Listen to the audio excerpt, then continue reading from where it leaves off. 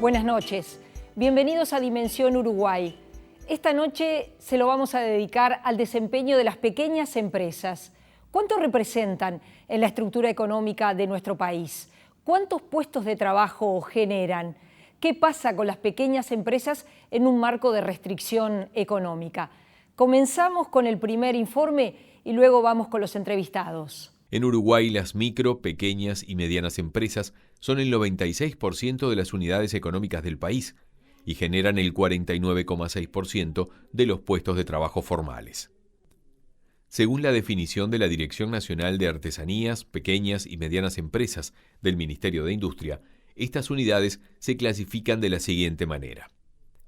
Las microempresas ocupan de 1 a 4 personas y sus ventas anuales no pueden superar los 2 millones de unidades indexadas al año, descontado el IVA.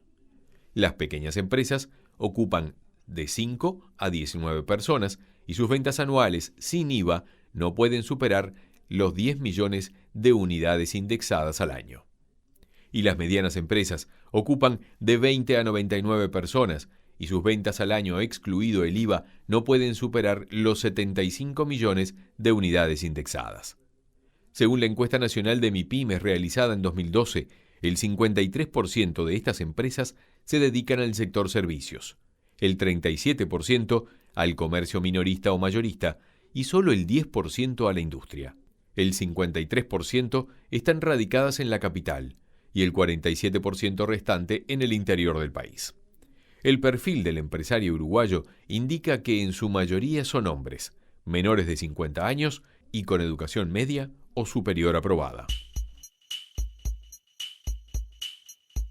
Y le damos las buenas noches a Rafael Mendive, director de DINAPYME, la Dirección de las Pequeñas y Medianas Empresas, dependiente del Ministerio de Industria y Energía. Bienvenido, gracias por estar aquí con nosotros. Buenas noches, gracias por la invitación. ¿Cómo desde el Estado, cómo es que se definen estas pequeñas empresas? Bueno, le decía un poco el informe, son empresas que facturan menos de 9 millones y medio de dólares al año. Se establecen 3 categorías: las micro, que tienen hasta 5 trabajadores, las medianas, que tienen entre 5 y 20, y las medianas empresas, que tienen hasta 99 trabajadores. Y el nivel de facturación en el primer grupo no debe exceder los $254.000, en el segundo $1.280.000 y en el tercero 9 millones y medio de dólares. Yo sé que es una pregunta vasta y compleja, pero ¿qué fortalezas tienen en nuestro país este tipo de unidades productivas y también qué debilidades? La fortaleza son muchas. Es una tradición, muchas veces familiar. Es una capacidad de respuesta por tener estructuras ágiles. Es una inserción en el territorio, en algunos casos de larga data. Es muchas veces el apoyo de sus vecinos. Son la asociatividad que se ha logrado en algunos aspectos, en otros resta por crecer. Es la creciente incorporación de tecnología. Y bueno, y debilidades, falta todavía una inserción internacional más activa, una búsqueda de mercados externos más dinámica y una mayor integración de conocimiento a la producción. Nosotros, para preparar este programa, salimos en una recorrida, estuvimos con empresarios, estuvimos con economistas que analizan este fenómeno del desarrollo local. Vamos a compartir el primer informe también para que usted lo vea y también lo comente. Las historias de empresas exitosas están llenas de problemas que tuvieron que sortear por el camino. En la mayoría de los casos, siguen día a día superando dificultades, como si fueran vallas en una carrera de obstáculos. Ese sentimiento atraviesa a la mayoría de las micro, pequeñas y medianas empresas del Uruguay.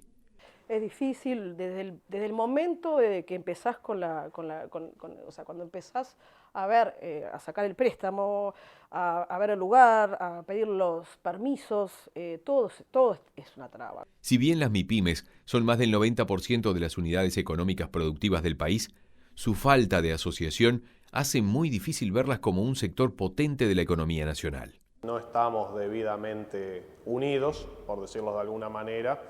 Entonces, bueno, como que cualquier esfuerzo se empieza a disgregar rápidamente. Un sentimiento que atraviesa a todas las ramas del sector es la dificultad de ver al Estado como un aliado. Por el contrario, la mayoría de los pequeños empresarios sienten que en vez de facilitarles las cosas, la estructura estatal les genera una carga, muchas veces muy pesada de soportar. Se lo ve como un gran peso en lo que tiene que ver con costos. Sí, en lo que tiene que ver cuando uno hace la ecuación de costos de la empresa y el peso del Estado, el costo de los tributos, tarifas públicas, o sea, tiene un peso muy importante en esa ecuación de costos. La luz, pagamos la energía eléctrica, el agua, como si fuéramos una multinacional, una empresa muy, muy grande, y en realidad no lo somos. Entonces digo, bueno, son esas desigualdades que nosotros notamos que no es el mismo ambiente de trabajo el nuestro que de una gran empresa. Sí, lamentablemente eso fue toda la vida y no ha mejorado lo que es la parte burocrática y trámites innecesarios y siempre el tema de impuestos nuevos. Cada problema que hay uno ya sabe que deriva en algún impuesto nuevo o en suba de impuestos, ¿no? Si uno se fija en las estadísticas oficiales, de la mayoría de las empresas medianas o pequeñas que pueden tener alguna gestión exitosa con el Estado, son aquellas empresas de un poco mayor porte. A la empresa pequeña y a la mediana pequeña le genera una carga que muchas veces le hace imposible poder hacer algo con el Estado. O en caso de que lo haga, le termina saliendo realmente muy costoso y no repite la experiencia. Los empresarios ven la falta de apoyo del Estado a la hora de acceder al crédito. El acceso al crédito es un tema espinoso. Cuando vas al banco a pedir el préstamo, de tanta cosa que te piden, uno dice, si yo tuviera todo eso, no estoy pidiendo un préstamo. El acceso al crédito bancario es complicado, es complicado. Yo estaba viendo que los bancos dicen, tenemos nuestro sector pymes, como diciendo, digo, bueno, no digan que no los estamos apoyando, pero cuando llega el momento de concretar, notamos que, bueno, son tantos los impedimentos que hacen que uno desista de seguir insistiendo.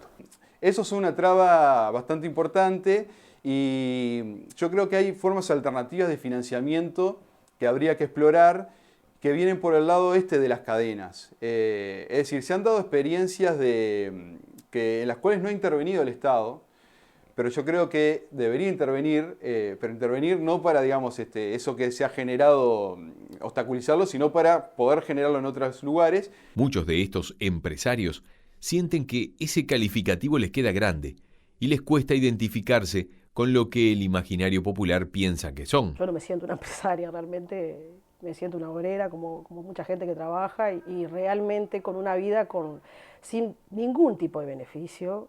Olvídate de vacaciones, olvídate de horarios, olvídate de la media hora para almorzar. Pero a pesar de ello, son muchos los que encuentran gratificación en ver su emprendimiento salir adelante, reconvertirse o simplemente sobrevivir. La crisis del 2002-2003 fue un momento en donde tuvimos que reducir nuestra capacidad humana, digo, éramos 15 en aquel momento, terminamos 3, 4 y nos empezamos a ver el horizonte y veíamos muchas empresas de nuestro rubro que habían cerrado sus puertas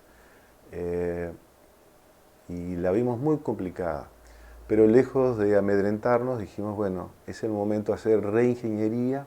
Yo amo lo que hago y bueno, seguimos acá, con años complicados, con una reducción de personal brutal, pero bueno, ya te digo, amo mucho lo que hago y la voy a seguir batallando, ¿no?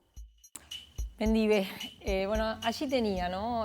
¿Cómo desde la perspectiva del Estado, de la DINAPYME, cómo ve el relacionamiento con las pequeñas empresas? ¿Hay falta de información? ¿Hay falta de apoyo? ¿No hay programas? ¿Faltan herramientas? A ver, mirando estos testimonios, desde el más profundo respeto, no reflejan totalmente la realidad. O sea, no reflejan pequeñas empresas que en muchos rubros durante 11 años tuvieron un crecimiento sostenido. Hoy la situación es de enlentecimiento, pero es muy difícil hablar de las MIPYMES como un todo, porque en su seno tiene sectores extremadamente dinámicos, como es la biotecnología, el desarrollo de software, la fabricación de videojuegos, y tiene sectores que representan una estructura productiva que culmina, que ha sido sustituida por tecnologías más modernas, por nuevas formas de comercialización. Entonces, los problemas de la MIPYME son muchos problemas distintos de acuerdo a los sectores. Sí, adelante. También hay una cierta ineficiencia del Estado en la difusión de instrumentos de apoyo. Es decir, nosotros, sobre septiembre del año pasado, en el Ministerio de Industria, a la cual pertenecemos con nuestra dirección, identificamos algunos programas que tenían todavía recursos y sin embargo no tenían un número de solicitudes que hicieran prever que se iba a poder facilitar esas soluciones. Salimos a hablar con otras instituciones y en otros casos sucedía lo mismo. Entonces, en una plataforma que tenemos junto con la Cámara de Industria y AMIPE, comenzamos un formato que llamamos Feria de Oportunidades o Feria de Instrumentos para las empresas. Estamos recorriendo el país y a veces los empresarios se sorprenden al conocer algunos instrumentos que no hemos sabido dar la difusión. Les dicen, no sabíamos que existía. No sabía que existía. Algunos empresarios me han dicho, yo hice una inversión de tanto y si hubiera conocido esto hubiera ahorrado la cuarta parte. Porque no, hay también una sospecha en algunos pequeños empresarios de que de la voracidad. Los beneficios fiscales solamente son para las empresas extranjeras y para las grandes inversiones, y todo aquel contribuyente que pague algún tipo de impuestos, el IRAE en particular, puede hacer inversiones donde el Estado eventualmente puede hacer renuncia fiscal también, aunque sea un pequeño empresario. Miren lo que nos decía la propietaria de Tecno Uruguay, que eres una empresaria que en un tiempo importó, pero que ahora está ya dedicada a la producción. La verdad, uno ve a veces incluso vienen empresas del exterior, capitales del exterior que vienen y logran cosas que vos no las lográs, que sos un uruguayo que la peleás todo el tiempo. ¿Por ejemplo? Y por ejemplo, estas empresas últimas que llegaron, Sodima, que vos ves que en poco tiempo le abren calles, cuando fue el caso de Jean, uno sabe que han sido exonerados de impuestos por X tiempo. Y bueno. Nosotros tenemos, por ejemplo, el programa ProExport, que es un programa de Uruguay 21, al cual el Ministerio de Industria también colabora, que le otorga a las pequeñas empresas facilidades para salir a nuevos mercados, para asistir a ferias, para hacer la folletería. Hay otro programa de Uruguay 21 para estudios de mercados subsidiados. Y en el caso nuestro, junto con la Agencia de Compras Públicas, tenemos un programa que le estamos dando mucha fuerza para desarrollar los proveedores del Estado. Es decir, para que la pequeña empresa pueda participar en las licitaciones públicas. Estamos haciendo talleres en todo el país que se llaman Cómo venderle al Estado. Hay una ley que privilegia a las pequeñas y a las medianas empresas a la hora de las compras públicas. Estamos haciendo, del lado de la Agencia de Compras Públicas, capacitación a los compradores del Estado. Y nosotros como DINAPYME estamos haciendo la divulgación entre las empresas para que sepan cómo pueden entrar al portal de compras públicas, cómo pueden presentar su oferta, cómo pueden hacer usos, básicamente de dos tipos de beneficios. Uno que es la reserva del mercado, es decir, usted, hay una institución pública que va a comprar 1000 camperas, usted tiene un pequeño taller, no llega a ser 1000, pero usted puede decir, yo quiero competir en la 10ª parte. Y usted, siempre que sus precios no excedan el 16% de la oferta principal, esa porción del mercado queda para la pyme. O ante igual oferta, hay un precio superior hasta cierto margen que puede pagar la pequeña empresa o la mediana, que también es para favorecer la industria nacional y la industria de pequeño porte. Sobre este tema opinaban el economista Adrián Rodríguez Miranda y el vicepresidente de AMIPE, Diego Zupardi. Vamos a ver lo que decían. Una noticia buena que hay más instrumentos, porque si uno analiza y ve, bueno, la DINAPYME tiene más instrumentos, hay varios programas desde el OPP, de distintos ministerios que apoyan al empresario, pero todavía hay una gran dispersión de eso. No hay una buena focalización, que incluso uno la puede observar cuando ve los objetivos, ¿no? Muchos de los programas se quedan en el papel. Es muy difícil la parte de comunicación desde el Estado hasta el beneficiario final. Hay algún cable que hace cortocircuito en el medio siempre. Bueno, allí tenía. Bueno, nuestra tarea es combatir a una cierta tendencia que puede haber a veces de invisibilizar los instrumentos del Estado.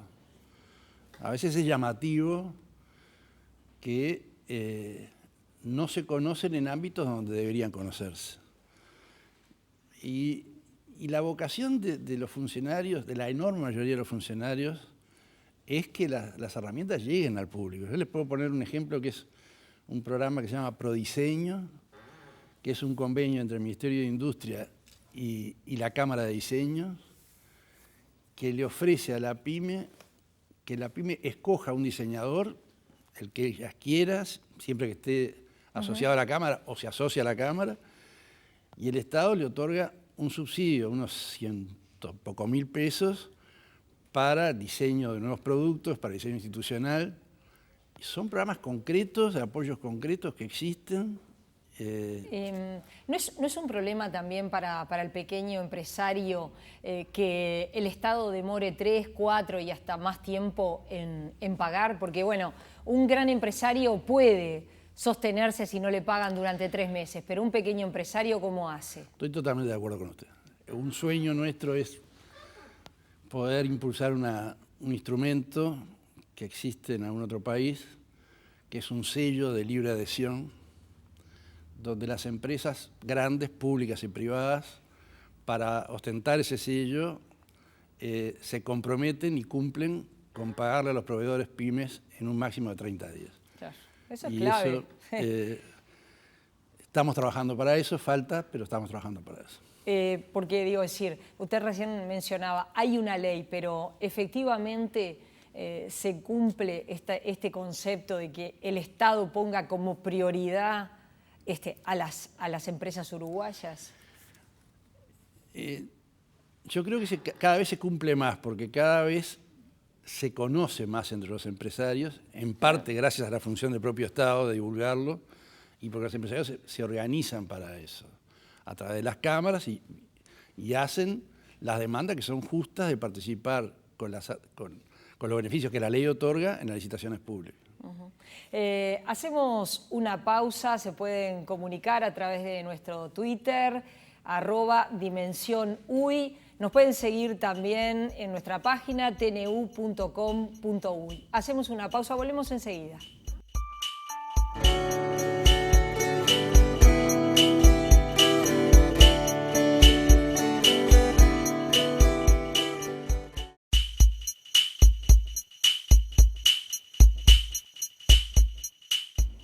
Y seguimos conversando con Rafael Mendive de DINAPYME. Y bueno, algo de los que los empresarios preguntaban está vinculado con los créditos. La empresaria Laura Ruibal decía, bueno, uno va a pedir un crédito y te piden tantas cosas que al final, si uno tuviera todo eso, no pide un crédito, ¿no? Bien, los bancos Sí, creo que son muy parecidos en Uruguay que en el resto del mundo. El Estado lo que ha hecho es crear algunas herramientas, como por ejemplo el SIGA, el Sistema de Garantías para Pequeña y Mediana Empresa, que realmente colabora, que realmente ayuda a que la pequeña empresa pueda completar la garantía que le falta para obtener un crédito. Eso en un sector de las pymes. En otro sector más modesto, el sistema de microfinanzas del BROW también tiene un sistema bastante ágil de auxiliar con créditos al empresario pyme. ¿Ustedes tienen datos nuevos, encuestas nuevas sobre la realidad de las pequeñas y medianas empresas?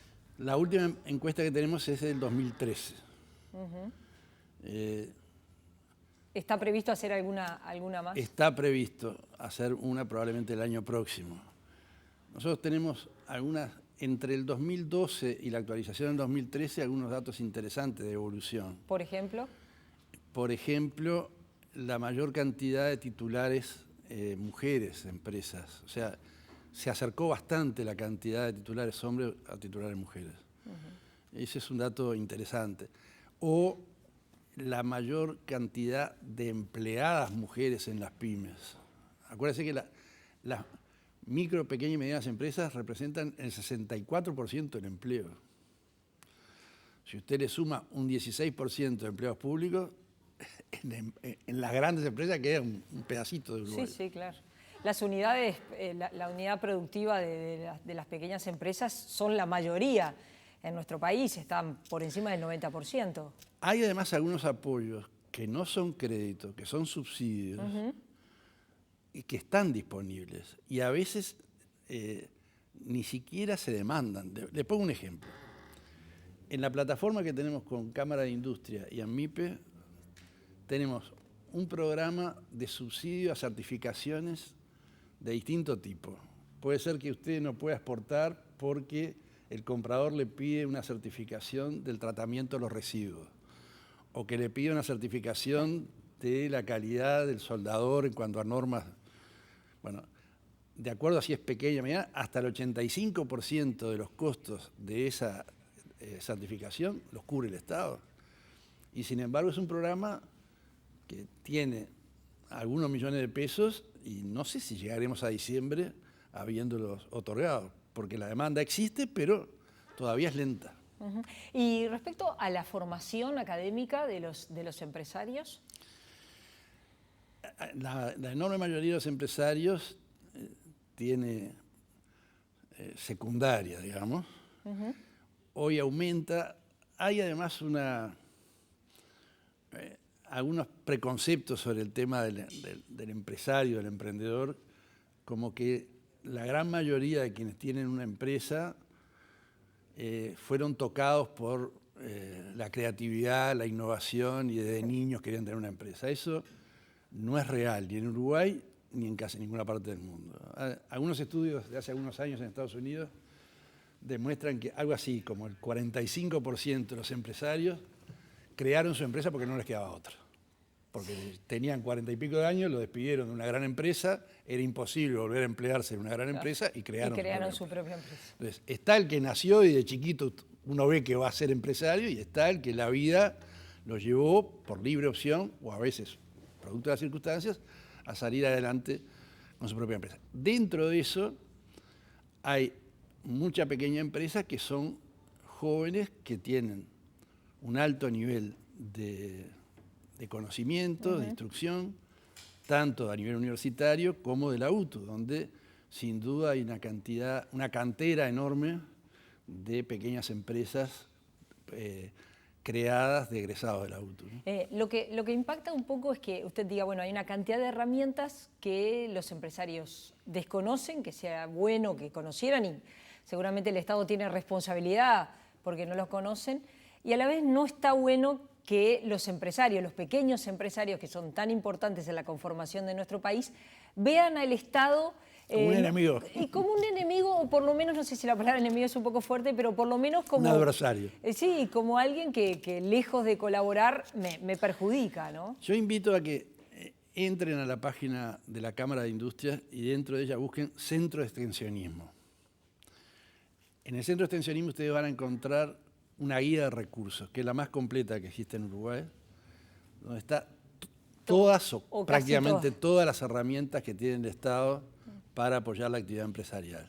Es un esfuerzo interesantísimo que está haciendo el Centro de Extensionismo Industrial, que nosotros apoyamos y que exhortamos a que sea cada vez más visitada. Lo queremos acoger además en el propio portal del Ministerio.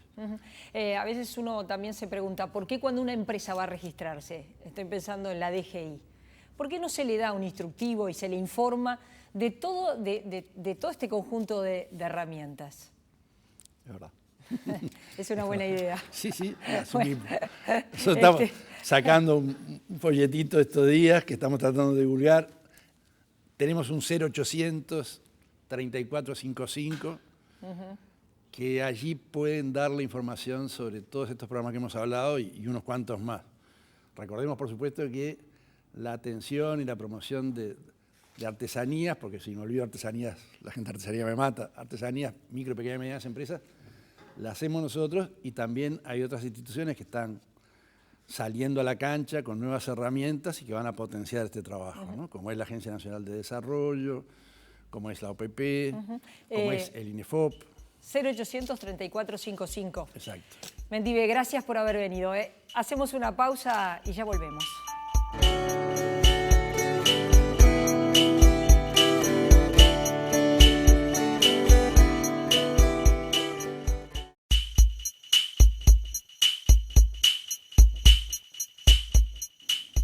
Y le damos las buenas noches a Ricardo Kaufmann. Gracias por estar aquí esta noche con nosotros. Docente, consultor, bienvenido. Un gusto recibirlo. Muchas gracias por la invitación.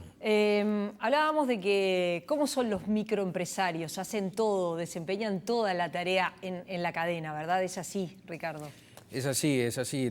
Tiene que remar el día a día, tiene que manejar las cuentas, tiene que tener una planificación estratégica, tiene que entender del negocio, tiene que competir. Y eso, cuando son pocas personas pensando y haciendo, se hace dificultoso, ¿no?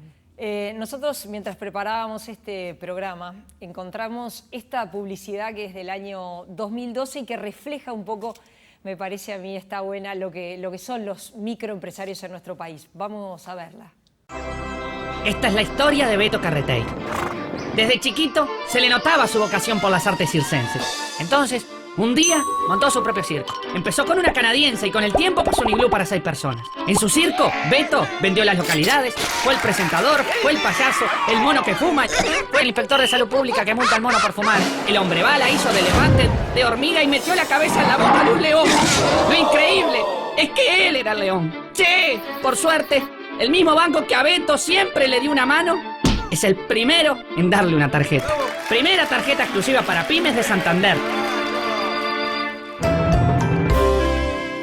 Bueno, encontramos este aviso de Banco Santander, pero que creo que refleja bastante, es muy bien divertido. Representativo de lo que las pequeñas y medianas empresas tienen que hacer. Jugar todos los roles, negociar con los proveedores, pensar en la publicidad, competir el día a día, cubrir los bancos.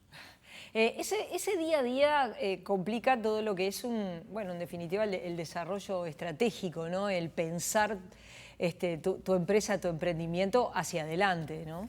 Es así, hoy en los entornos tan cambiantes que tenemos, la planificación a largo plazo, mediano a largo plazo, se hace imprescindible. La idea es que tú puedas ver hacia dónde va tu negocio, quiénes son tus amenazas, tus competidores, tus oportunidades, aquellos nichos que quizás no se están atendiendo. Escuché en una presentación anterior donde decían, bueno, ingresan grandes jugadores, el caso de Sodimac. Y bueno, ¿qué hacen los que ya están instalados? Bueno, eso lo tienen que prever de antemano, tienen que ver otras estrategias, tienen que asociarse para poder competir. Lo mismo con las economías colaborativas, ¿no? Estas nuevas aplicaciones que empiezan a invadir negocios y que no estaba previsto y que no estamos acostumbrados, y cómo debemos adaptarnos a ellos. Entonces, el conocimiento del negocio, el conocimiento del cliente y hacia dónde va el mercado es clave. Ricardo, y en este marco de restricción económica, ¿no? de parate de la economía, se vuelve un poco más complicado aún, ¿no? Para los microempresarios, para aquellos que no tienen resto, en definitiva. Ahí está, y aparte cuando vienen estas épocas de restricciones van menoscabo del margen que van teniendo. Si vamos al área de comercio, que más o menos las pymes abarcan un 35, un 38%. Hoy vemos que los empresarios se están comparando sus ventas con el año pasado en pesos. Si eso le vemos los costos cómo han incrementado, la variación del dólar, otros costos directos e indirectos que impactan, obviamente va en menoscabo del margen y por tanto llega un momento que uno se cuestiona hasta cuándo va a seguir con ese negocio. Nosotros en nuestra recorrida también consultamos respecto a cómo ven este desafío tanto economistas como los propios empresarios. Vamos a compartirlo. Los últimos 10 años de bonanza económica en el Uruguay no pasaron inadvertidos entre las pymes. Pero ante un panorama de estancamiento, las perspectivas para el sector se tornan sombrías. Los propios empresarios de pequeñas empresas lo que te dicen es que han mejorado, y los datos dicen que han mejorado. El tema es cuán sostenible es eso, ¿no? Es decir, porque es como la cuestión esta de que hay una cuadra y no hay nada y de repente empiezan a ver un kiosquito, 2 kiosquitos, 3 kiosquitos, 5 kiosquitos, 20 kiosquitos y todos trabajan, están todos mejor, todos están aprovechando de la bonanza. Ahora, ¿cuán sostenible es eso? ¿Cuántos de esos kiosquitos van a quedar cuando el ciclo económico no venga tan favorable? Ni siquiera crisis, o sea, no venga tan favorable. Y eso se traduce en menores niveles de venta, ya sea de bienes en el mercado interno, como también en la oferta, en la venta de servicios a nivel interno, ¿no? Entonces, un escenario mucho más complejo y más desafiante de lo que veníamos atravesando en periodos anteriores, ¿no? El desafío que enfrentan la mayoría de las pymes es expandirse más allá de un mercado interno, ya de por sí reducido, y que en tiempos de crisis se reduce aún más. Pero la mayor parte en realidad a productos que que compiten con importaciones de bajo costo y que por lo tanto en tiempos de bonanza y un mercado interno que crece y tiene poder adquisitivo les va bien. Pero con el ciclo de la economía son las primeras que les va mal. Es un impedimento para el crecimiento por eso, por lo acotado del mercado, pero también a veces la propia estructura de la empresa también hace que sea complejo poder atravesar ese proceso de internacionalización de las empresas. Si yo soy una empresa del interior, una pequeña empresa, y no tengo capacidades para exportar, ¿cuál es mi principal mercado al que debería apuntar en Uruguay? Es Montevideo. Montevideo es el gran mercado. Sin embargo, la estadística lo dice, y ya son 2 las que se hacen con carácter nacional, que las pequeñas empresas básicamente venden en su barrio y a lo sumo en la ciudad. Por otra parte, la experiencia de otros países indica que el éxito de este sector viene de la mano de la asociación. No solamente es posible, sino que es imprescindible en muchos casos. Está demostrado a nivel mundial, hay cantidad de lugares donde las empresas han logrado asociarse efectivamente y han podido crecer. Acá tenemos un problema de que todavía nos resulta difícil la asociación y todos los casos no han sido exitosos. Nosotros también debemos de jugar un rol fundamental en promover ese trabajo conjunto y los frutos que eso tiene, ¿no? O sea, las externalidades positivas que genera esa asociatividad entre las empresas. Una salida es el tema de la asociatividad.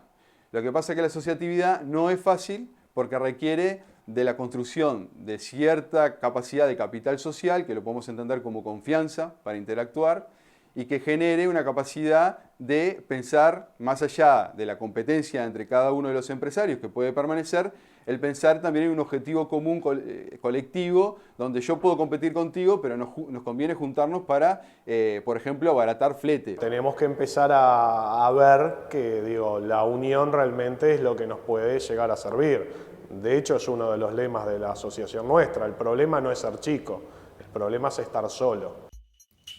Es interesante esa última definición de Diego Zupardi. El problema no es ser chico, el problema es estar solo. Y todos reconocen los beneficios de asociarse. No es sencillo. No es sencillo. Lo dijeron claramente, la variable confianza es clave en esto, la confianza en el sistema, la confianza en juntarse, el entender las complementariedades que pueden tener para tener mejores resultados. Por ejemplo, uno de los sectores con los que trabajamos, el turismo, la hotelería y los restaurantes, intentan juntarse y han logrado cosas, han podido negociar con las tarjetas de crédito los aranceles, consiguen cosas beneficiosas del Estado que solos no los pueden hacer. Entonces, todos esos beneficios que pueden ser mutuos, no solo en ese tipo de negociación, sino con proveedores y demás, es fundamental la asociación, sin duda. Además de la asociación, la relación con el Estado, ¿no? Es decir, los empresarios que nosotros entrevistamos veían una situación bastante conflictiva con el Estado. Bueno, Mendive decía que no es la realidad de todos y que el Estado tiene disponible un montón de herramientas que los empresarios desconocen. Sí, los empresarios la desconocen. Como siempre, cuando existen estas interacciones, son las varias partes las que tienen que interactuar. Tiene que estar la proactividad del empresario de informarse de qué instrumentos pueden haber. Aunque, por ejemplo, en el tema de financiamiento, hay un artículo reciente, creo que era en El País, que decía que el 40% está dispuesto, entiende que necesita el crédito, pero prefiere endeudarse con familiares o con otras formas, con proveedores, de forma de no tienen confianza con el sistema, los costos son muy caros, las exigencias son caras. ¿No se sienten como grandes o capaces de absorber algo así, ¿no? A veces no tienen las garantías reales, muchas veces no tienen contabilidad suficiente, si no tienen historia no pueden mostrar resultados, entonces se ven, quizás sin consultar, ya se ven previamente como que no van a cumplir con las condiciones que le van a requerir. Vamos a escuchar lo que nos decía el economista Adrián Rodríguez Miranda sobre el tema. Un empresario que se levanta y tiene que hablar con el proveedor, tiene que no se le caiga el cliente, que tiene que producir, no tiene 2 o 3 horas para hablar con sus colegas, que además son 10, 20, 40, para llegar a un acuerdo. En cambio, si tiene una institución que le puede bajar esos costos y que además da cierta garantía de que esos acuerdos se pueden cumplir, entonces en ese marco se pueden desarrollar acuerdos, se pueden bajar costos. ¿Comparte lo que decía el economista Rodríguez Miranda? Sin duda que sí, que la complementariedad está, la forma de pararse ante las situaciones distintas y le da herramientas para poder seguir adelante con mayor flexibilidad. ¿Y la relación entre las pequeñas empresas y las grandes empresas? ¿Cómo observa esta realidad? Y bueno, también debieran complementarse. La pequeña empresa o la micro y pequeña empresa debiera buscar aquellos nichos o lugares de atención que la grande no llega. Quizás hay que buscar conocer mejor el mercado, hay que buscar otros mecanismos. La idea es que hay lugar para los dos, se debiera, por más que el mercado sea acotado, y tienen que buscar su espacio. No hay complementariedad, hay rivalidad, las ven como que ya tienen los beneficios. Y bueno, es real, es más allá de un sentimiento, es una realidad. Por tanto, lo que hay que hacer es adecuarse a esa situación. Es un dato, están, ¿cómo competimos con ellas? Y respecto a la relación con el Estado, nosotros los empresarios que entrevistamos, bueno, tenían una visión bastante crítica. ¿Qué dicen los datos? Bueno, son muy pocos los que... Veamos al Estado como un cliente, por ejemplo. Menos del 20% de las micro o pequeñas empresas trabajan con el Estado, creen que no los abastecen, eso viéndolo como cliente. Y si no, tampoco lo ven como un socio estratégico, sino como un socio al cual le tienen que remunerar mucho y en detrimento de su margen. Entonces, sobre esa visión muchas veces se están perdiendo de instrumentos válidos de fomento que les podrían ayudar a seguir adelante en formación, en tecnología, en innovación, y que no lo están utilizando felizmente. Yo creo que es un tema de confianza nuevamente. ¿Cree que puede haber intereses creados para que los chicos no se agrupen? ¿Se puede pensar que eso también existe? No debiera ser, no debiera ser. Lo que sí, las empresas que tienen grandes poderes económicos se presentan con toda su estructura, con todo su conocimiento, de los cuales podemos aprender, por muchas veces traen tecnología, formas de trabajo que las otras pueden hacer, tomar como suyas esas formas y poder competir desde otro lugar. No debiera haber una intencionalidad, no creemos en eso. ¿Cree que hay desde el Estado hay un favorecer a las grandes empresas como generalmente cuando uno consulta a los pequeños empresarios? Dicen, a mí me tratan como si yo fuera un grande, yo no lo soy, a los grandes le dan todos los beneficios, a nosotros ninguno. ¿Es tan así?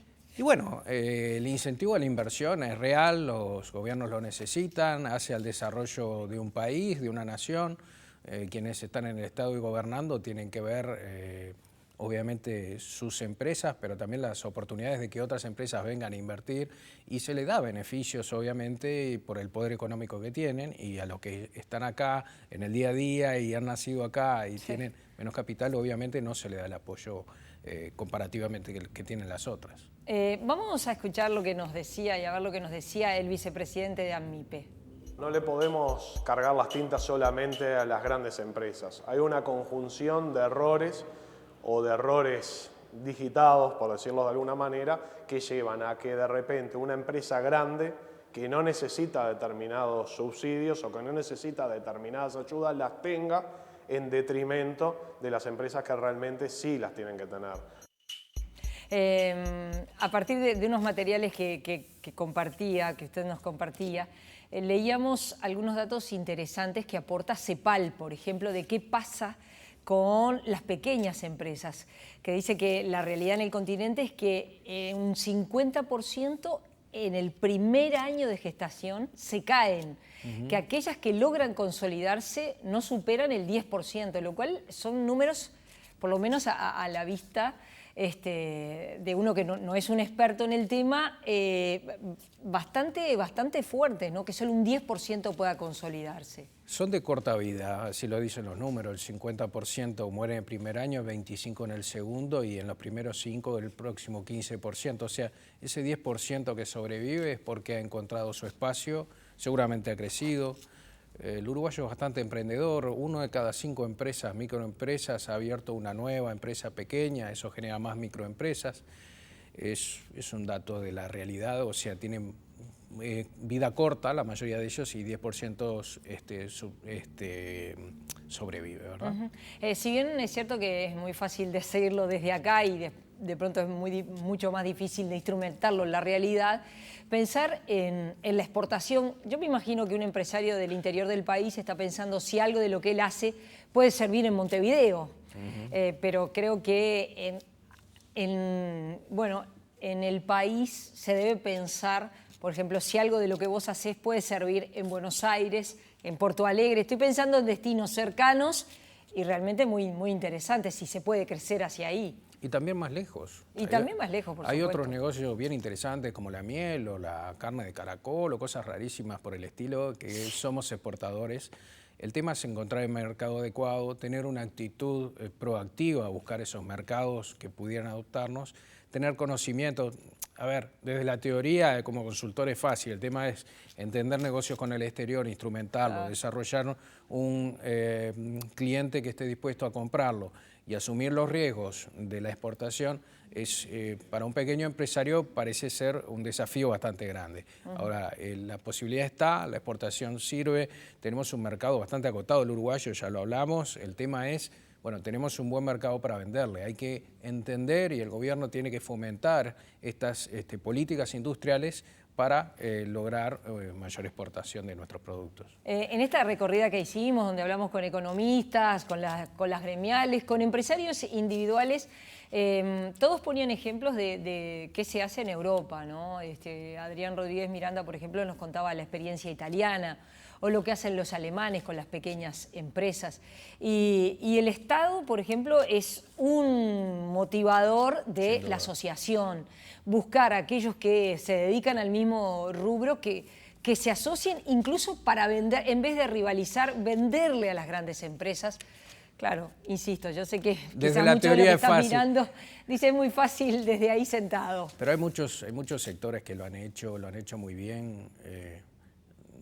Recordar el sector vitivinícola, otros chacinados, o no solo el industrial, de servicios también, todo lo que es tecnología, se han asociado y han logrado entrar en otros mercados, son muy valorados nuestros productos, tienen valor agregado, hay credibilidad en nuestro mercado. ¿A las pymes les sirve competir entre ellas? Qué buena pregunta. Y bueno, la competencia es un dato, es un tema de supervivencia, generar sus márgenes, ¿sí? Muchas veces si se pudieran asociar, seguramente pudieran hacer cosas mayores. De hecho, lo que quieren está la parte de lo que en la jerga académica se habla de océanos rojos. Estamos en una competencia y nos peleamos por los mismos clientes, por el mismo mercado, y bueno, esa rivalidad está, ¿no? Entonces la cuestión es cómo puedo hacerlo de la mejor manera para no ir en detrimento de todo el sector, ¿verdad? Cuesta también, de pronto, usted decía, bueno, los uruguayos son emprendedores y hay quienes señalan que en realidad somos un poco quedados, que se necesita que entre competencia para que la gente se empiece a preocupar, por ejemplo, en todo lo que es innovación, por decirlo de una manera, ¿no? Totalmente de acuerdo. La innovación es clave, la creatividad es clave para poder competir, más en este mundo en que estamos hoy. Y sí, de alguna manera los empresarios tienen que buscar caminos de desarrollo que les permita desarrollar su propio concepto de innovación, sus nuevos productos, el agregar valor a los servicios y a los productos que comercializa. Gracias por haber venido, un gusto haberlo recibido, y en el próximo programa vamos a estar hablando de innovación porque también vamos a incorporar ciencia y tecnología, claves, palancas para el desarrollo de nuestro país. Gracias por haber estado. Muchas gracias por la invitación. Y les decimos a todos buenas noches, gracias por habernos acompañado. Volvemos el próximo jueves a las 21 horas.